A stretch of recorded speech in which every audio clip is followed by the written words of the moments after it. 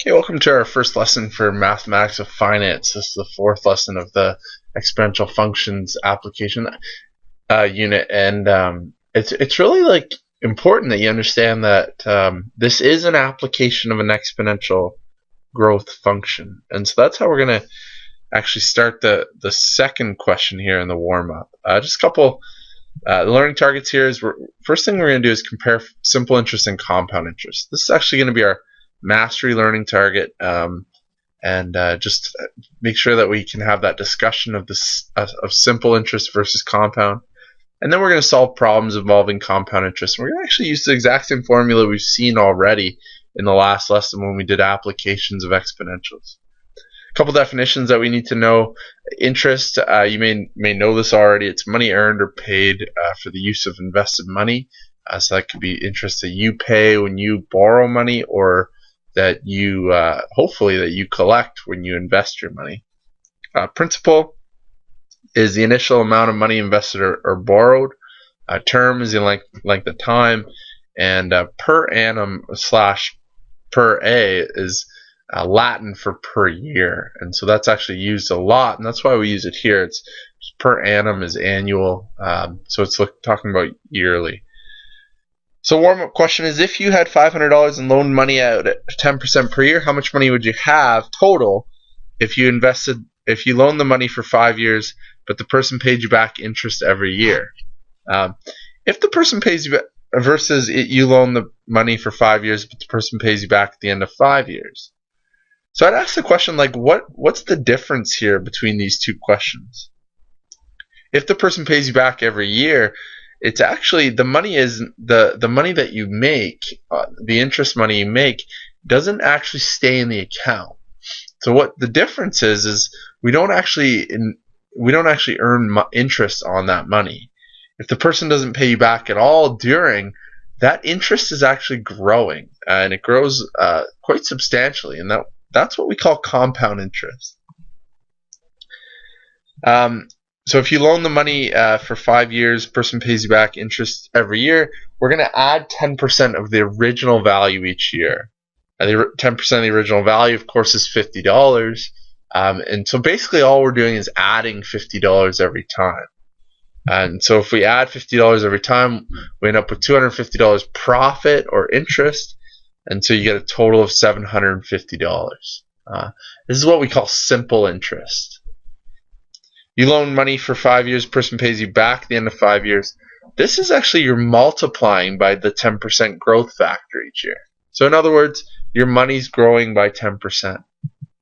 So what we do there is we multiply by the 110%, or the 1.1, each year for 5 years.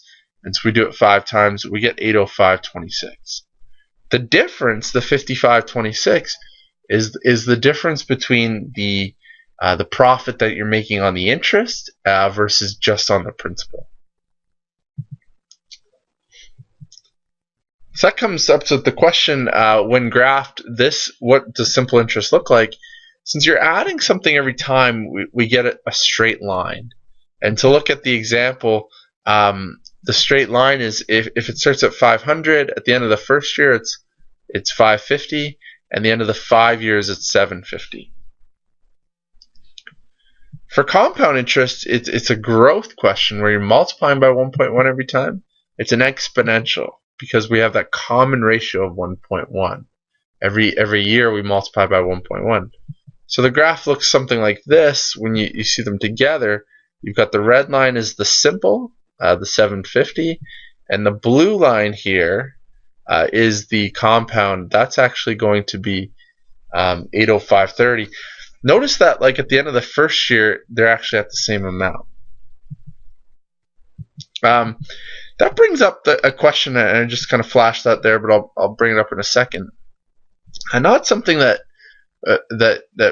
we concentrate on in this course, but something that I find is just fascinating, and I think it's one of the more fascinating things that we do with mathematics in high school.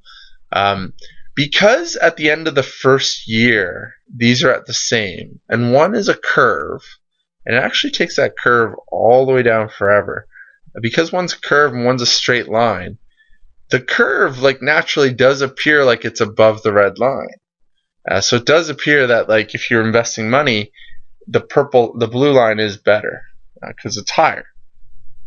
However, and this is the really interesting thing, is in that first year, the way exponents go, the red line is actually higher. I just zoomed in.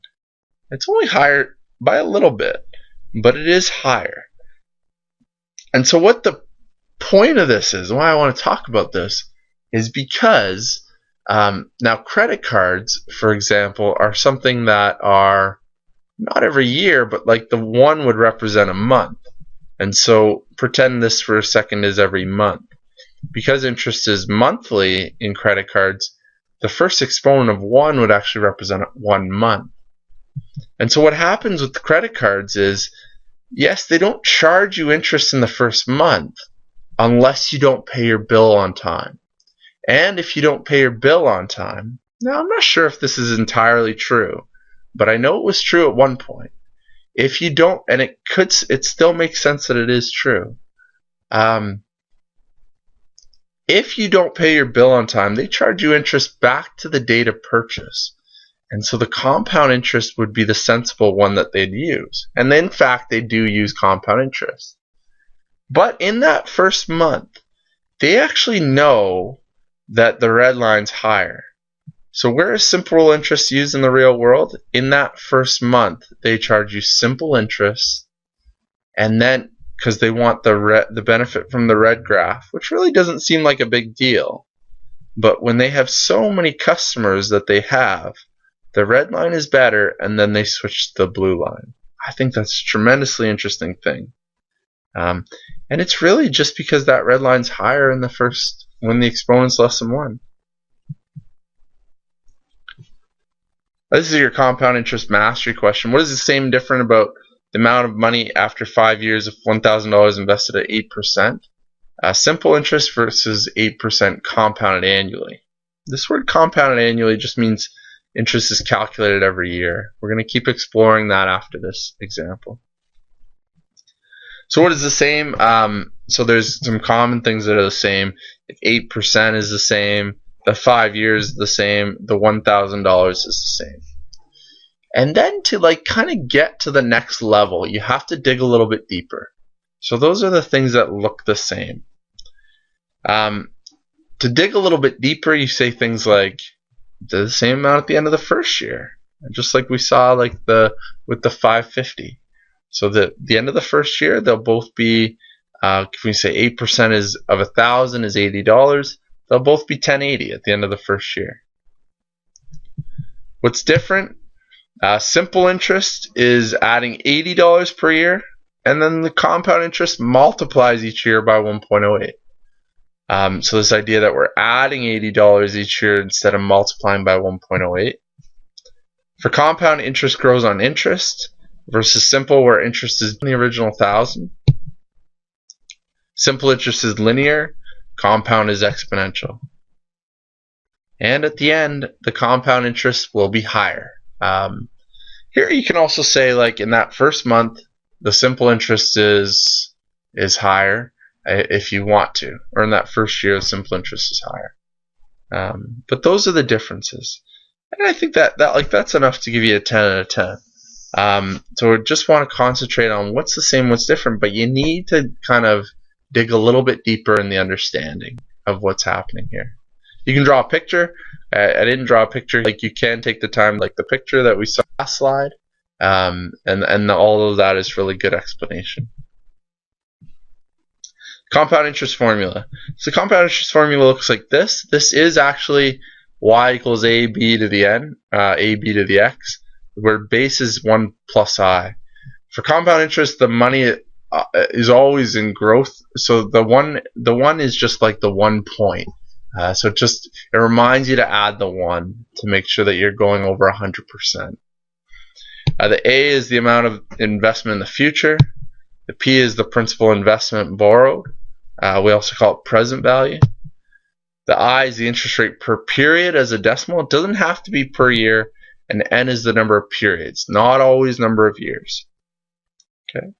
So just want to look at an investment So I want to talk about what semi-annually means. So what semi-annually means is it's kind of like a semicircle, is 4% every half year. So instead of doing 8% every year, the difference is you have 4% every half year. So I just want to explain the difference with the timeline.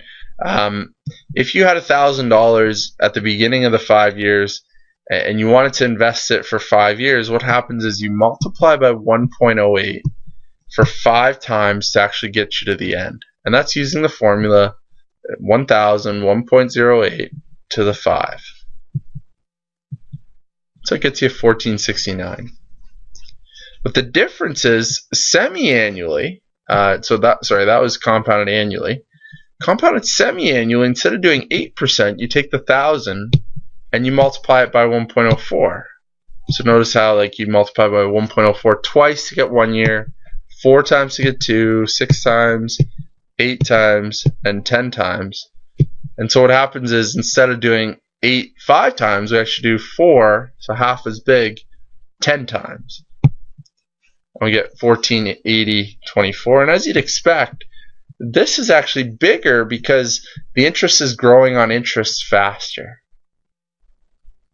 Okay, so we do use the formula, but you won't have to answer a question like this. So I just wanted to illustrate what 4% or 8% compounded semi-annually means. Grandma deposits $5,000 in bank account for you on your first birthday. We'll say that's on your birthday, like the day you're born. Interest is calculated 4% compounded monthly. How much is in the account on your 18th birthday? So we'll say 18 years later. Everything is in months. So when it says compounded monthly, first thing we do is we notice that annual numbers we don't want anymore. So 18 years have passed, but we don't actually want to use 18. We want to use the number of months. And so we don't know what A is. A is the future value. P is the initial value, 5,000. The interest rate is 0.04 divided by 12. It's not 4%. It's what percent per month. So we use as many 3s as we can, denoting the line denoting that 3 goes on forever. And N is actually 216 because 216 months have passed. Plug that into the formula with the exponential growth. It's just 100% plus the 0.0033 to the 216.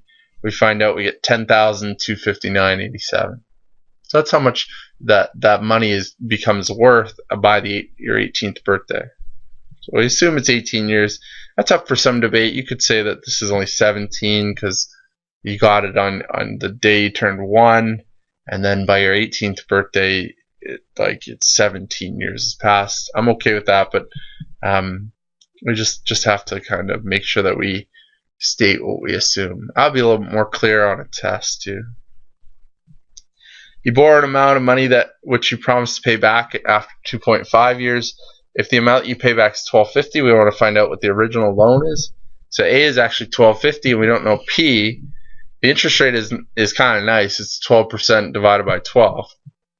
And the N is 2.5, so it ends up becoming 30 months. I notice a lot of these are monthly examples.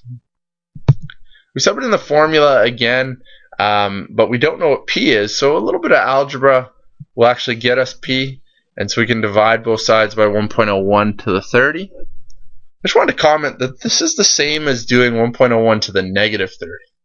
And that's kind of neat because it's almost like you start at 1250 instead, and then you use a negative exponent to go back in time. Your 1250 is in the future, and you want to find out what it was worth at the beginning. So the negative 30 is kind of like going back in time. It's just another way to think about it. And algebraically, it works. So we get an answer, which we expect. We don't expect it to be as high as the 1250. Money grows, so the initial value should be lower, 927.40. Nazir saved $900 to buy a plasma TV, borrowed the rest at an interest rate of 18% compounded monthly. You'll notice that when you actually borrow money, the interest rates are higher. This is a credit card, so it's extremely high. But you'll always notice that the interest rates are much higher than if you're actually investing money. It's just the way banks go. If a bank wants to, if you want to borrow money from a bank, they'll charge you a lot. If you want to invest money with a bank, they don't really give you a lot, because really they take the profit for things like running the bank, paying the people who actually do the investments. So there's a lot of overhead with running a bank, and that's where the difference goes. So 2 years later, he paid $14.29, and that's just the loan. So he's already paid the $900 to buy the TV. This is just the loan. So to find out how much it originally cost, we ignore the $900 for now. So the future value of the loan is $14.29.50. The present value is what we need to find out. The interest rate is per month, 0.015, and the number of months is 24. So we sub all that into the formula. We get similar to the last question. We end up with $1,000 originally. So then we know that the cost of the TV is $1,900. Okay. Next question is asking us what interest rate compounded annually. That's kind of nice because it's a little bit more simple. Like if it was compounded semi-annually, we'd have to think about going backwards a little bit more. Required for 200 to grow to 250 in 4 years. Good question. Like we might have a certain amount of money and a goal, and we need to find out what kind of loan we're looking for or what kind of investment we're looking for. So the original value is 200 and the future value is 250. We don't know what I is, and N is just 4. It's 4 periods because it's compounded annually. Plug everything into the formula. Divide out the 200. We got 1.25 on one side. Now we got to get rid of the 4, and so it's kind of like Pythagorean theorem where we take a square root. Here we just take the 4th root. If you can't find that button in your calculator, remember that the 4th root is same as an exponent of 0.25 or 1/4. So we get 1.0574, and then subtract 1, we get 0.0574, which is 5.74%. Okay. I know that went really quick. You can kind of review that if you need to. Here's the practice questions.